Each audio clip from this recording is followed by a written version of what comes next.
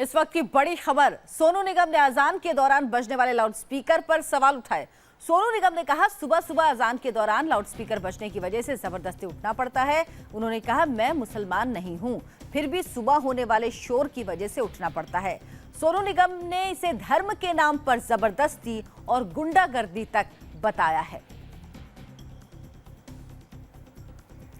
सोनू निगम ने कहा है, मैं मुसलमान नहीं हूं, फिर भी मुझे अजान में इस लाउडस्पीकर की आवाज के चलते सुबह उठना पड़ता है। धर्म के नाम पर ये जबरदस्ती क्यों, ये गुंडागर्दी क्यों?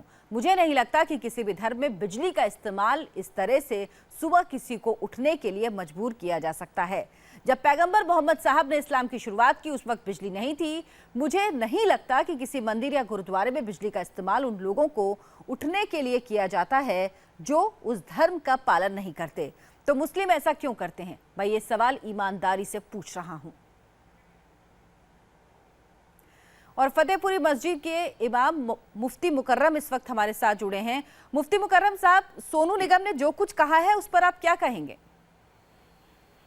देखिए, हर कॉलोनी में मंदिर भी हैं, गुरुद्वारे भी हैं, मस्जिदें भी हैं, और इस तरह से जो आवाजें आती हैं धर्म स्थानों की, वो तो हर जगह ही आती है। और दूसरी बात ये कि रोज जागरण होते रहते हैं। परसों हमारे घर के नीचे जागरण हुआ तो रात भर हमें जागना पड़ा और पूरे इलाके में लोगों को जागना पड़ा। तो ये तमाम चीजें तो होती हैं, लेकिन और ये आज से नहीं हो रही हैं, ये तो बहुत पुरानी है। मैं तो इस सिलसिले में यही कहूँगा कि अजान जिस टाइम होती है उस टाइम तो बहुत सारी जनता उठ चुकी होती है, मॉर्निंग वॉक के लिए जा चुकी होती है, वो कोई सोने का टाइम ही नहीं होता। और दूसरी बात यह कि हमारे मजहब में लाउड स्पीकर का या बिजली का इस्तेमाल अजान के लिए जरूरी नहीं है। तो अगर कहीं वाकई किसी को तकलीफ पहुंचती हो, या कोई बीमार है, या कोई परेशान है, या किसी की नींद खराब होती है, तो मस्जिद वालों की जिम्मेदारी भी बनती है कि वो आवाज को मुनासिब तौर से रखे ताकि किसी की नींद खराब ना हो।